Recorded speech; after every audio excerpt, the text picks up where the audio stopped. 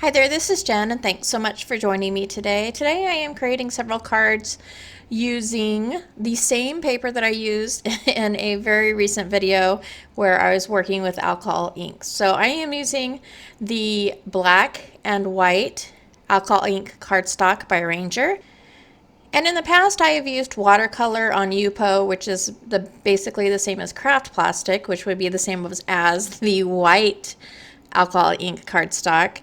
But the black is more of a matte finish and more of a cardstock than a watercolor. So it's got a smooth surface like a Bristol would. And so I thought I'd go ahead and experiment with that more so using my Creative Expressions Pixie powders. I'm using teal wash and peacock green, and I'm using the same colors on both the black and the white just so you can kind of see the difference between what it looks like on a black or on a white. So you can use your Nouveau shimmer powders, you can use sprays, really anything that you would use on a Bristol or a watercolor cardstock you can use on this. I was really interested. I don't think I've worked a whole lot using these powders on black cardstock, and so I really wanted to see the effect. It turns out really beautifully. It looks a lot prettier when it's wet than when it's actually dried. So the same as what I do with alcohol ink, I went ahead and I'm using a stencil on both of these.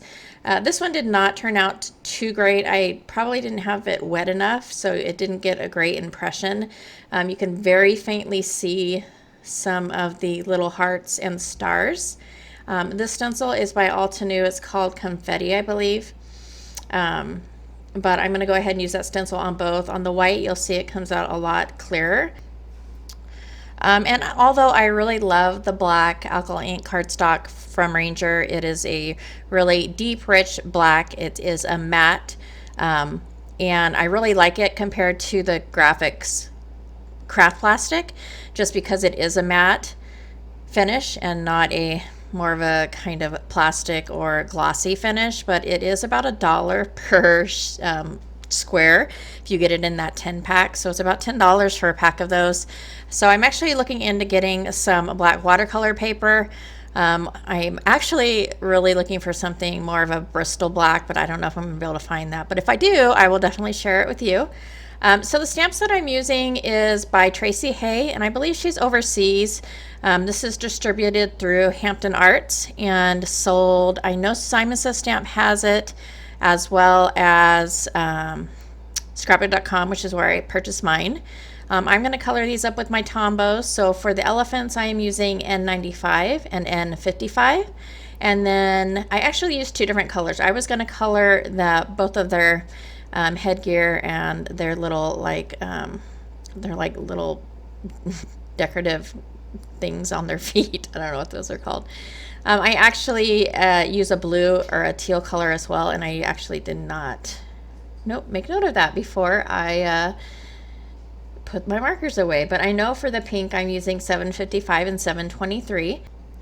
And as I color the elephants, I'm taking the darker shade of gray, which is N55, and I'm just going around the areas that are a little bit darker, and then taking the lighter color, which is the N95, just so that I can leave a little bit of that darker color for kind of the shadow or the definition area, and bring out more of that lighter gray because it is a little bit of a bigger space. Just because it is a bigger area to cover, that lighter gray kind of helps move the color, rather than if I had just put a dark line and used that to fade out. But this is Bristol Smooth Cardstock. I inked these images up in my VersaFine Black. And a lot of times I will go ahead and take my brush and use circular motions, and that is to smooth out any rough edges, which I did not want. Or I'll take a little bit of water on my brush and just kind of do small circular motions in the area where there's a harsh line, and that will smooth that line out so it looks nice and smooth and not with a hard water line. So I do color both of those, and then I've gone ahead and I've stamped up some of the sentiments from the set. The set also has this cool little stitch line, and I really love the style of the stamp set and the artist who creates these stamps. Some of it's kind of mixed media-ish along with cute. So I really love that. So I'm taking the black panel and I've already adhered that to my card base. The panels both did warp a little bit, and so I had to take some pretty strong double-sided tape to put on the back of those.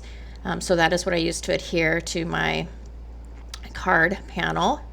And then in the set is also these little hearts, which I stamped up in my VersaFine black.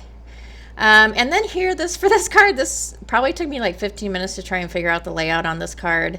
I had these circles and I thought that was too big, so I grabbed another circle. These dies are old Spellbinders dies, and I was trying to figure out the layout without covering up too much of my background, because I really like the stencils with the stars and the hearts.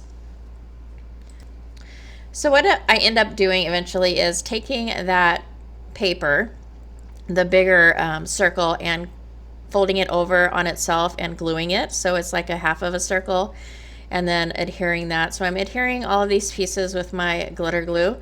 And I'll just go ahead and adhere all of those along with the sentiment and some of those little black striped hearts. And the sentiments for this card right here are never forget, and then I love you tons. And then on the black card, the sentiment is kind of saucy. It's stay classy, sassy, and little bad Azzy. I'll just say Azzy, but you can see what it says. And that will do it for my two cards. Like I said, I just love the stamp sets. I only have this one, but she has several others.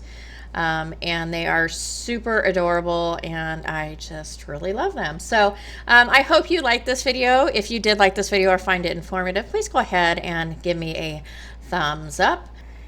As always, thank you so much for joining me today. I appreciate you stopping by and visiting me, and I'll catch you next time.